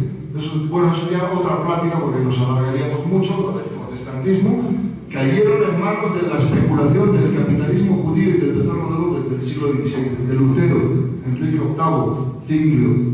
Entonces ellos sí que tienen una mente inferior porque rápidamente se olvidaron de Dios. Bueno, no, ellos buscan un Dios, pero allá lejano, un Dios vaporoso ahí, entre el vapor, que no les moleste. Un Dios, porque ellos han inventado sus religiones protestantes, anglicana, luterana, o esto, calvinista. Ellos también dicen que creen en Dios, pero dicen en el Dios de ellos, dicen ellos, no nos impone mandamientos. Por eso ellos abortan. Desde los años 50 están abortando y 60 en sus países. Por eso ellos se divorcian. Desde el siglo XVIII, XIX tienen el divorcio. Y cuando le preguntas, oiga, usted dice que es creyente y aborta, y digo, sí, pero es que nuestro Dios es allá lejano, no nos impone tantas cosas como ustedes, los católicos. Es decir, nosotros por eso dicen ellos, no obedecemos al Papa, estamos separados de Roma. Entonces ese es el güero protestante, hereje. Pero ese es el que piensa que nosotros somos inferiores, cuando los inferiores son ellos, porque ellos cayeron en esas doctrinas del materialismo judaico desde el siglo XVI. Y nosotros apenas estamos cayendo ahora. ¿Por qué? Porque hay muchos católicos que ya empiezan el becerro de oro, nada más hacer mucho dinero, y empiezan a pensar, bueno, el aborto podría ser lícito para, bueno, ya no se diga el divorcio, ¿no? Pero ya por desgracia la influencia de ellos es tan mala que muchos católicos, muchos países de nuestra Iberoamérica, como España, México, Portugal, Argentina, Chile, Paraguay, como dice en ese libro de la conspiración contra Iberoamérica, fueron los últimos en caer. Resistieron, fueron países católicos hasta hace 20 años, hasta hace 30 años todavía había legislaciones católicas en Chile, en Argentina y en España. Todavía decía la Constitución, Chile es un país católico, España es un país católico, en nuestra Constitución de Franco. No se permitirá otra religión que la católica, que es la del Estado. No eran estados laicos.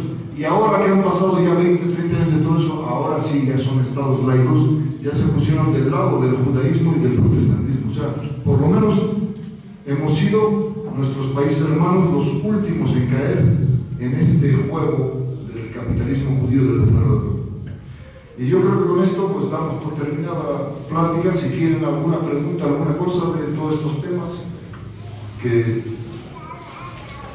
ya vimos lo dicho, vive como creador de la bandera y creador de la independencia, y cómo lo han repudiado, porque era católico, porque no se dejaba manipular por los Estados Unidos, como luego lo han hecho otros gobernantes, entre ellos Juárez y otros más. Pero bueno, nos estudiamos mucho parte del gobierno del Estado de México, México 2010, Vivir Mejor, gobierno federal, donde sale el Acta de Independencia de México. Curioso, no es de 1810 el Acta de Independencia.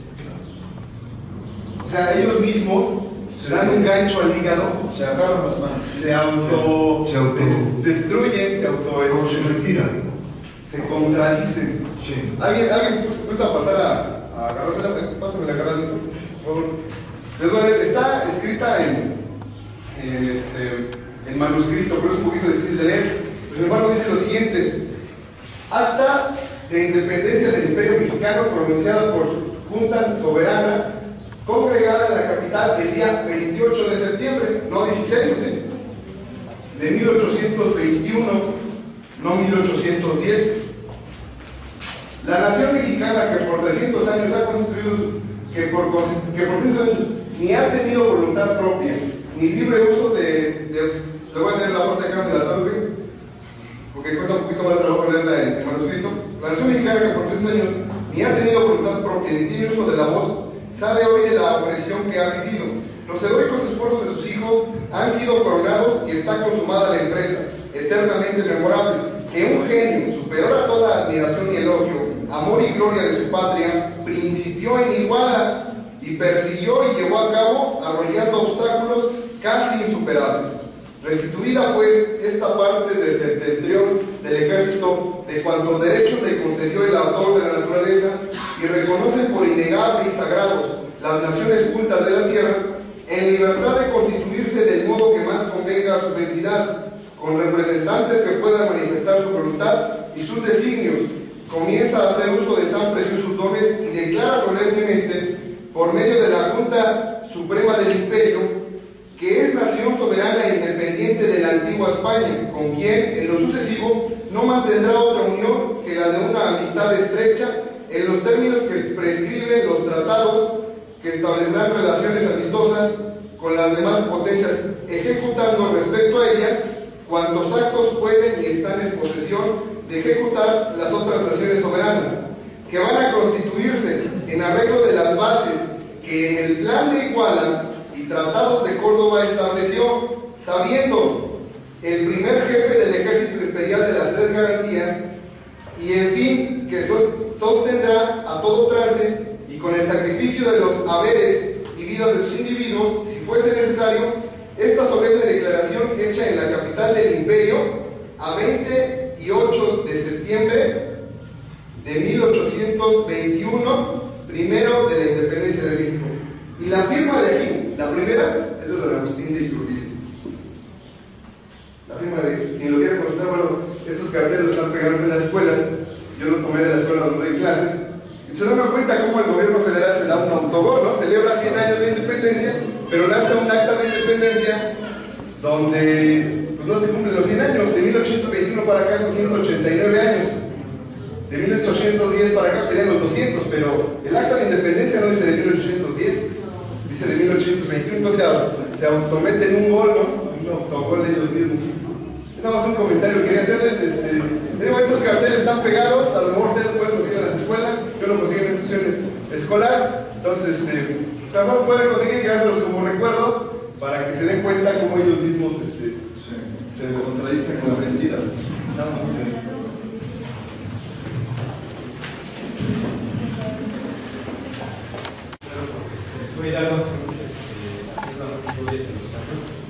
La leyenda negra ya ha logrado penales de ese tipo en el pueblo mexicano o apenas estaban entrando. No, la leyenda negra viene ya del siglo XVI, cuando Lutero, cuando hemos dicho ahí que ardió media Europa, que también es otra componente que podemos dar para enfocarnos más bien a ese siglo. España combate en todos los frentes de Europa. Alemania era de España, por eso es Carlos I, emperador de España, y V de Alemania, que se le conoce como Carlos V, pero en realidad primero de España y V de Alemania. Entonces es ahí donde empieza a arder Lutero, con los 300 años atrás que ya los judíos habían preparado el golpe contra la Iglesia. Lutero es un instrumento de ellos, y Europa arde.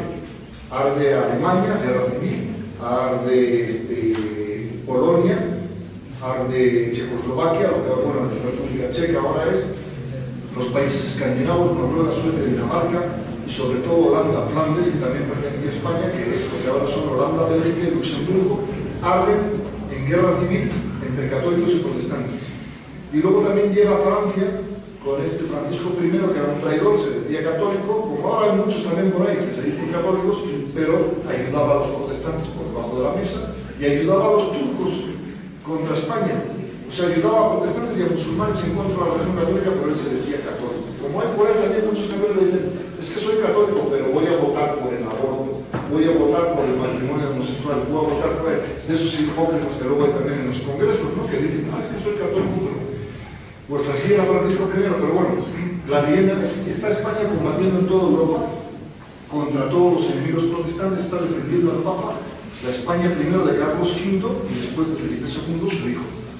y combate en Alemania, hemos dicho, en Inglaterra también, en el mar contra Inglaterra, y mientras habla de toda Europa, España es la única que mantiene la paz. España y Portugal, que en tiempos de Felipe II se vuelve a unir Portugal a España.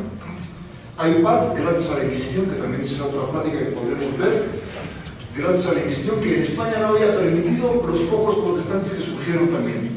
Ahí tenemos varios españoles que se hicieron protestantes, que luego escribieron una Biblia que se llama de Valera, no sé, y otro Casiodoro Reina, que la suelen utilizar mucho los protestantes, Biblia no sé qué, de Valera y de Casiodoro Reina. Bueno, pues esos eran españoles del siglo XVI que trataron en España de hacer lo mismo que Lutero, pero fracasaron. El Señor los persiguió y salieron huyendo de España. Pero en España se mantenía la paz, y en España los mercados y las ferias estaban llenos de comida, mientras en Europa, que ardía en guerra civil, se faltaba la comida, ardían los campos y los campesinos iban a la guerra y luchaban. Pero ahora, la pregunta que hiciste es en ese momento cuando España era poderosa. España también, gracias, ojo, también al oro que llegaba de México, de América. Ese oro que se traía de aquí, de estas tierras, no era como ahora. Ahora, ¿qué hace un gobernante? Robar mucho dinero. Roba y se lo lleva, pero ese gobernante que hace, tenemos muchos, ¿no? Salinas de Gortari, tenemos de la Madrid, lo que me han robado, o el mismo regente, el último regente de la Ciudad de México, Espinosa Villarreal, que robó 420 millones, que eran para la línea 12 del metro, que apenas ahora se está construyendo. Se robó ese dinero, se fue del país, luego regresó, lo juzgaron, estuvo preso un mes, y al mes se amparó, y total que los jueces le han dicho que está en libertad, que no hay suficientes pruebas, pero los 420 no aparecen millones, ¿no? Robó, ahora roban así y se llevan el dinero. En aquella época mucha gente dice, es que robaban los españoles el oro. Bueno, se llevaban el oro de aquí, pero no era como ahora para su peculio personal. Voy a robarme esto y para mi cuenta, y esto para el otro. No, ese oro que se iba para España era para las guerras, para sostener todas estas guerras que había en Europa contra toda Europa protestante, contra Lutero. O sea, mucho de ese oro era para pagar soldados, porque las guerras son carísimas. La guerra es lo más caro, es el impuesto más caro que te puedes imaginar. Napoleón Bonaparte decía, le preguntó una vez a un periodista, ¿qué necesita usted para ganar una guerra? Pensando que Napoleón le iba a decir valentía, soldados, coraje. No, dijo Napoleón, necesito tres cosas. ¿Y qué es lo que necesita usted? Dinero, dinero y dinero. La guerra es lo más caro. Y así mismo en Europa, en el siglo XVI, la guerra era carísima y mucha parte de ese oro que se trajo de aquí, de los aztecas, de todo este oro de aquí que no se utilizaba mucho, nada más que en locales y eso, se utilizó para pagar soldados para la defensa del catolicismo. O sea, fue un oro bien empleado. Aunque claro, no vamos a quitar de que hubiera por ahí también algún intermediario que dijera, bueno, algo me lo quedo por aquí, ¿no? Siempre hay mucho oro que se pierde, ¿no? Pero bueno, era lo mínimo, ¿no? Porque si se enteraba el rey o el emperador, en esa época sí no había Espinosa Villarreal que no se le cortaba la cabeza por haber robado, cosas así. Y entonces, volviendo a esa pregunta, en Europa hemos dicho que España llevaba la preponderancia contra todos los enemigos de la Iglesia, luteranos, calvinistas, todos estos locos de Cimbrio. Entonces, el sostenimiento de la guerra de España, principalmente, también no solamente había soldados españoles, sino había soldados alemanes católicos, había holandeses católicos, había franceses católicos que se unían a España, e incluso ingleses católicos que luchaban a favor de España para que sus países se mantuvieran el catolicismo en esa Europa que ardía. Bueno, pues es en ese momento cuando surge la leyenda negra, o sea, como los protestantes y sus amos, los judíos que los dirigían y los financiaban y se endeudaban, ahí empezaban a endeudarse con los judíos, como la deuda de ahora. No podían vencer a los españoles de frente con una espada contra otra espada. De hecho, creo en el libro de Acción Gradual, cuando se saca una especie de poema de aquella época que decían los protestantes del siglo XVI, fíjate, ten cuidado con esos, refiriéndose a los españoles. Son unos soldados muy valerosos y muy fuertes. No se les puede vencer de frente. Es mejor atacar de otra forma, porque perdemos contra ellos. Entonces, cuando se les ocurre a ellos la leyenda negra que era una propaganda, la guerra de propaganda contra España, como ahora tienen la televisión, los medios de comunicación, los periódicos, y vemos cómo denigran a nuestros sacerdotes, como al padre Maciel, que han dicho un montón de mentiras, están constantemente denigrando. Eso es propaganda, eso es otra leyenda negra contra la Iglesia, contra el Padre, contra la Inquisición. Bueno, pues en esa época también surge esa leyenda negra porque precisamente en esa época es cuando Juan de Gutenberg en Alemania inventa la imprenta. Entonces los libros y las propagandas se hacían todo por escrito, que tardaba mucho, tenía que escribir además con las plumas de aquella época que se mojaba así en tinta y tenía que volver a mojarlo. Entonces cuando surge la imprenta, como es un gran invento, debemos hacerlo, pues se empieza a imprimir, se moja, entonces se hacía más propaganda mucho más rápido. Y es ahí cuando los protestantes y los judíos que los dirigían empiezan a surgir la leyenda negra contra España. Que España era muy mala, que España había asesinado a millones, que en América había 40 millones de indígenas y los había asesinado en España, cuando los historiadores serios hablan de 13 o 14 millones en todo el continente americano, desde el norte hasta el sur. Y en México se cree que había 3,5 millones de indígenas cuando llegó Colón. Pero la leyenda negra exageraba, no, que han matado 40 millones, que la Inquisición es tremenda, que la Inquisición solo por sospechar de ti te llamaba y te mataba, todo eso es parte de la leyenda negra contra España. Y todavía no terminaban ahí. El rey Felipe II tenía un hijo, se llamaba Carlos, que era, digamos, hoy le llamaríamos con el síndrome de Down, o sea, con una discapacidad. Y entonces su hijo era así, tenía la mente, nunca llegó a ser rey.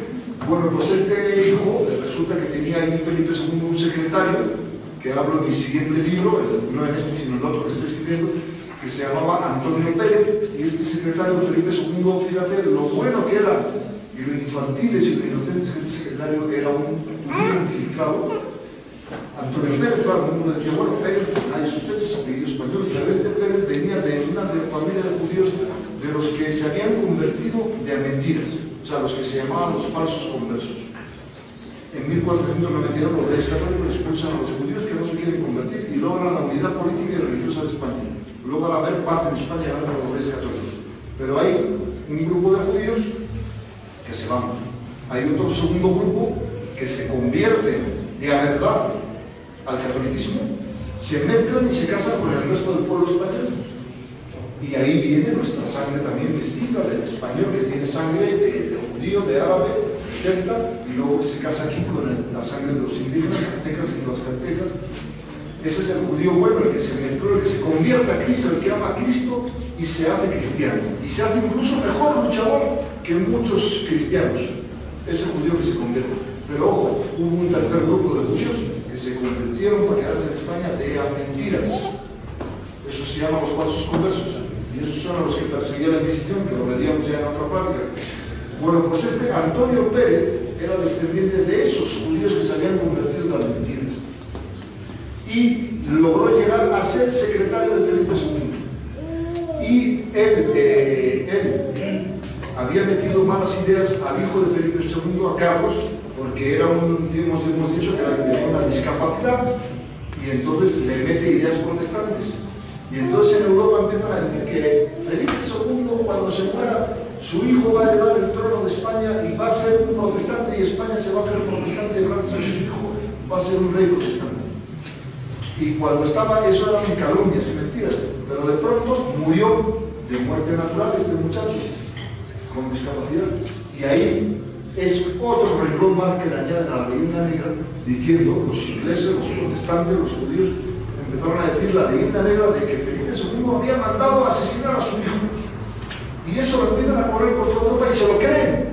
Lo desgraciado es que si la gente, los pueblos, tú hoy hablas en Europa con un protestante holandés y el hombre igual de buena fe, te empieza a decir, es que vuestro rey Felipe II mandó matar a su hijo. Es mentira, hombre. Eso es parte de la leyenda negra que los meten en las escuelas, así como aquí metieron de Juárez, de laicismo y esto. Bueno, pues allá también les meten que España era muy mala, que España y Flandes y la leyenda negra, y que su rey mató a su hijo y tal. Todo eso es parte de la leyenda negra. Hay un libro también muy bueno que se llama Árbol del Odio, que también está, bueno, no lo traje hoy, pero ese se puede conseguir, de Philip Powell, que desmiente esto de la leyenda negra. Todo esto, lo escribe, además tiene mucho valor, porque lo escribe un norteamericano que se llama Philip Powell, y este Philip Powell dice en el prólogo que él, cuando era un joven y estudió en las universidades de Estados Unidos, él creía todo eso.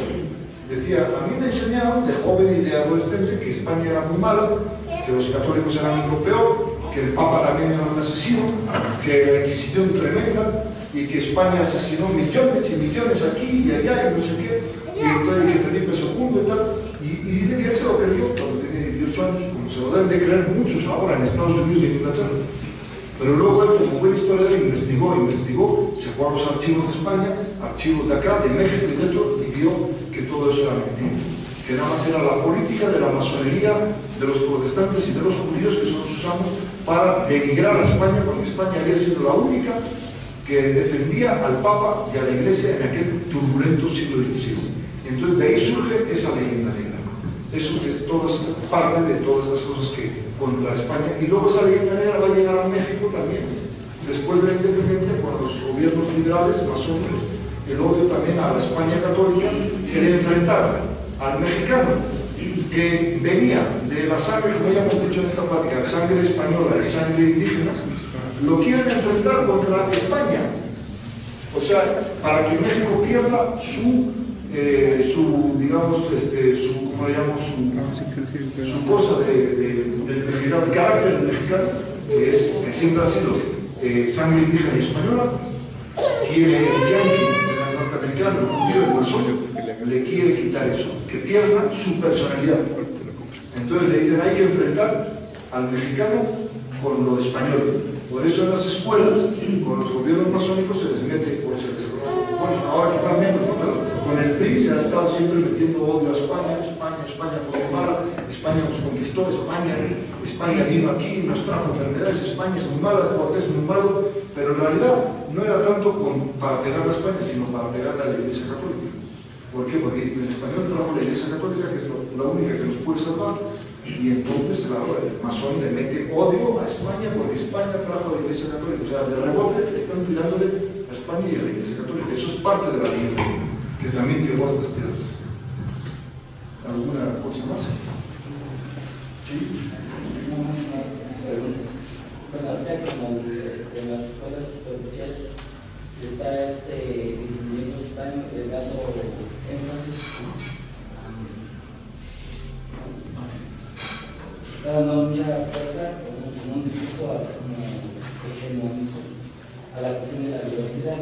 Esto con base a la cuestión del respeto de la identidad, de las capacidades especiales, pero al mismo tiempo se está dando abriendo la brecha, el camino para que haya pues, todo tipo de diversidad, tenga todo el arroyo, todo lo que sea pecado, todo lo que ofenda a la Iglesia y a Dios, todo eso es lo que están haciendo. Todo eso es pecado, ¿sí? Sí. Todo eso debe estar presente en la hispanidad, desde la obra de España aquí, en la independencia, en la hispanidad. No sé si nos pudieras hacer tú como precisamente como español, mexicano, y la experiencia que tienes precisamente con sus visitas a los pueblos hispanoamericanos.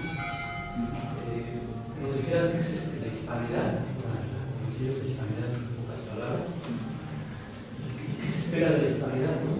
Sí. ¿Puede alcanzar la hispanidad? ¿Dónde va la hispanidad de los valores hispanoamericanos de la hispanidad? Sí, bueno, la hispanidad lo dice un escritor español, Ramiro de Maeztu, tiene un libro sobre la hispanidad muy bueno, pero la hispanidad es todo eso, es todo lo que fue la América española, eso incluye la hispanidad. Siempre se ha hablado así en España, la hispanidad, porque en España se nos enseñó que cuando Carlos V, cuando Cortés conquista estas tierras, siempre se nos ha dicho que no era una conquista de una colonia, de un territorio, era la prolongación de España, por eso se le pone también la Nueva España. Entonces, eran habitantes americanos de España, habitantes españoles. A los indígenas se les daba esa capacidad de ser españoles de América. Es la hispanidad, de ahí viene también la hispanidad. Y luego, cuando viene la independencia, se habla de una guerra civil entre españoles de España, de la península, y españoles de América. Era tal la hermandad de los reyes de España entre los españoles de Europa y los españoles de América que se vio como una guerra civil. O sea, estamos peleando guerras de independencia entre españoles nacidos en América y españoles nacidos en la península. Ahora, después de ese fin del dominio español, de los gobernadores y reyes, viene la independencia, que lo que ya hemos hablado, el odio masónico, el odio promovido desde Estados Unidos y la masonería de allí, para quitarle el carácter del mexicano de indígena y de español, para que se pelee contra sí mismo, para que hable mal de sus padres, de sus abuelos. Eso es lo que le interesa al masón, para dividir al mexicano. Es ahí cuando en España, o sea, a raíz de 1820 y tantos, surge también ese movimiento que es lo que acabo de decir, la hispanidad. O sea, como para tratar de rescatar ya no los territorios, no, ni con una organización militar, sino que quede nuestra hermandad de lo que España estuvo en estas tierras, de que sigamos siendo hermanos, todos hijos de España. Mientras el liberalismo y la masonería de Estados Unidos promovían el odio a España y que el mexicano odiara a España, como fue Poinsett, Robert Juárez Poinsett, calvinista, masón, que odiaba a México, fascista, llegó aquí como primer embajador a conspirar contra Iturbide, y él es el primero que empieza, cuando había muchos mexicanos que decían, es que nuestros abuelos españoles, y es que también España va y empieza a decir, no, nada de abuelos españoles. Oiga, pero si es que yo me apellido González Pérez Fernández, son apellidos españoles, y además pues no soy indio, llevo medio español, indígena soy. Y el Poinsett le decía, no, aquí el único héroe es Cuauhtémoc, el de la resistencia indígena contra España, él es el único héroe. Ahí empieza él a tratar de matar la parte del mexicano que lleva el español, y a tratar de que el mexicano se avergüence de tener sangre española, porque eso para ellos es bueno, para los americanos estás dividiendo al mexicano, no solo al mexicano, al peruano y al argentino. Entonces, a raíz de que viene eso después de la independencia, de ese odio contra España, es cuando en España surge la teoría de la hispanidad, de que bueno, los americanos y los masones promueven el odio, pues nosotros no. Nosotros vamos a promover la hispanidad, la hermandad, la ayuda, de que todos hablamos español, de que todos, en aquel entonces, mayoría católicas, bueno, todavía seguimos siendo, aunque muchos católicos no son, digamos, lo que desearíamos que fueran, pero países de mayorías católicas que habían sido evangelizados por España tienen que seguir siendo hermanos de España. Mientras que la masonería norteamericana venía a decir lo contrario, no, hay que romper todo vínculo con España. ¿Por qué la masonería americana y el judaísmo quería romper con España? Porque ellos se iban a entrar, como entraron, a manipular, a destruir las tierras, a robar primero los territorios de México, como California, Texas, todo eso, y a manipular después económicamente al país, como estamos hasta el día de hoy. Entonces ellos, el americano, el masón, no lo digamos porque tampoco hay que insultar al americano, porque muchos americanos tampoco, el pueblo no, la camarilla que dirige ese país, trata de desvincular totalmente no solo a México, sino a Argentina, Perú y España. Entonces, como contramedida de eso, es cuando en España surge el movimiento de la hispanidad. La hispanidad es al contrario, es unirse. Estamos ya separados por la independencia. Ya cada país es independiente, Perú, Argentina, Chile o Guatemala y México. Pero por lo menos que nos quede ese vínculo de hermandad por la sangre española, por la lengua española, como decía Iturbide, y por la religión. Por eso ahora se empeñan en decir, bueno, hay que tratar de romper la religión católica, hay que tratar, los enemigos, los judíos y la masonería, tratan de invadirnos de sectas protestantes para que ya no podamos decir que México nos une a España por la religión católica. ¿Por qué? Porque van a decir, ya no es un 99%, efectivamente, ya no. Ahora se cree que somos un 79-80% de católicos y el resto ya son de otras sectas protestantes y un 2 o 3% de ateos que no creen en nada. Y luego de ese 80% de católicos, por desgracia, muchos de ahí tenemos el enemigo dentro de nuestra iglesia, no son buenos católicos, porque se ponen con el enemigo, votan por el enemigo, colaboran con el enemigo de nuestra propia religión. Son católicos que dicen, soy católico, pero no voy a misa. Soy católico, pero no me caso por la iglesia. Soy católico, pero estoy a favor del aborto. Soy católico, pero voy a votar por partidos marxistas o masónicos porque me conviene. Ese tipo de católico, por desgracia, lo tenemos. Y ese, precisamente, la reevangelización primero es con ellos. Yo muchos de estos libros, de estas cosas están dirigidas a ellos, que vuelvan esos católicos que abran los ojos. Ya eres católico, bien, pero no eres buen católico porque estás colaborando con los enemigos de la Iglesia. Porque criticas al Papa, porque criticas a este y a otro, te dices católico y vas y criticas al Papa y que las leyes autoritarias de la Iglesia. Ese no es el buen católico. Y Dios le va a pedir mucha cuenta. O ese católico que dice, no, pero soy católico, pero no creo en el infierno. O no creo en la resurrección. Ese es el primero que hay que reevangelizar.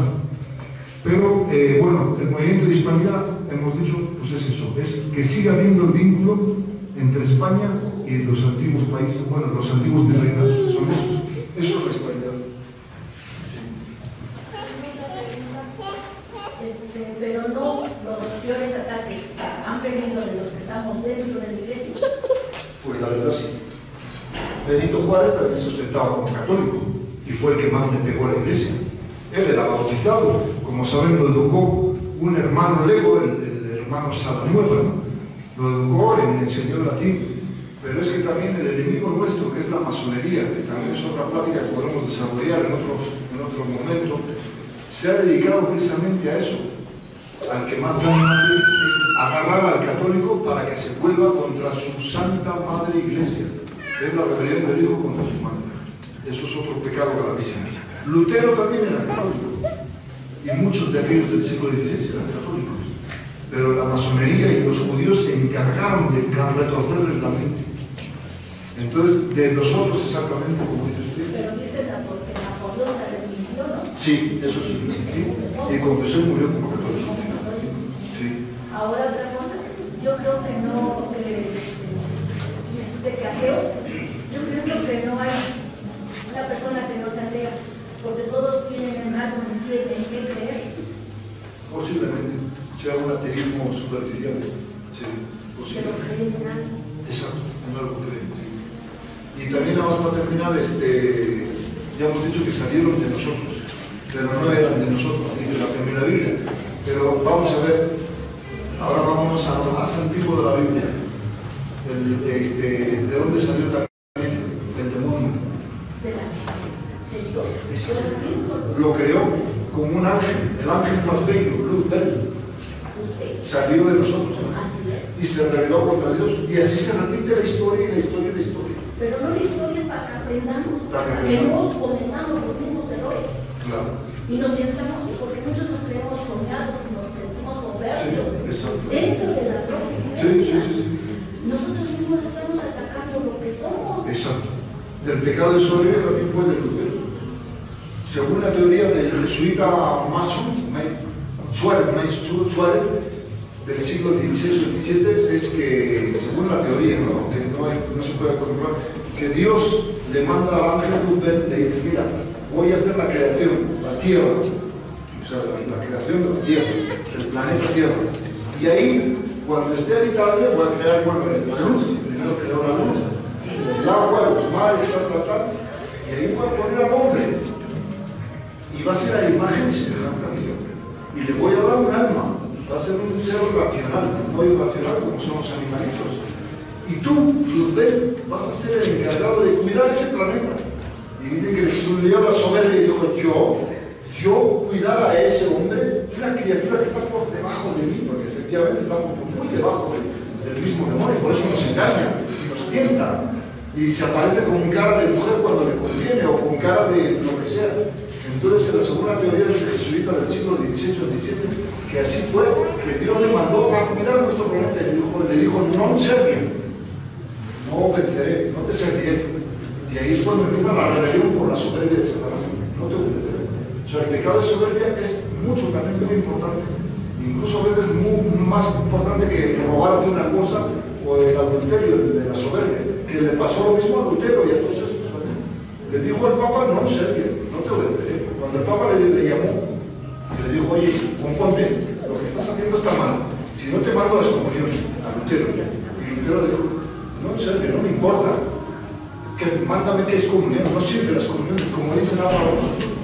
Entonces, ahí pecó lo mismo que el demonio, no te obedeces. Y no los jesuitas, también por eso, porque no obedecieron al rey.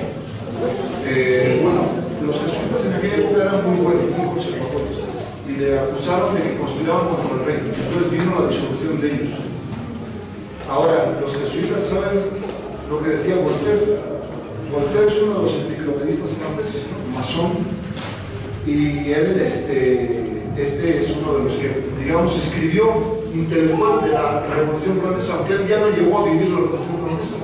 Pues Voltaire decía que había que écraser a la infame, en francés, porque era francés, que quiere decir aplastar a la infame. La infame para él era la Iglesia Católica.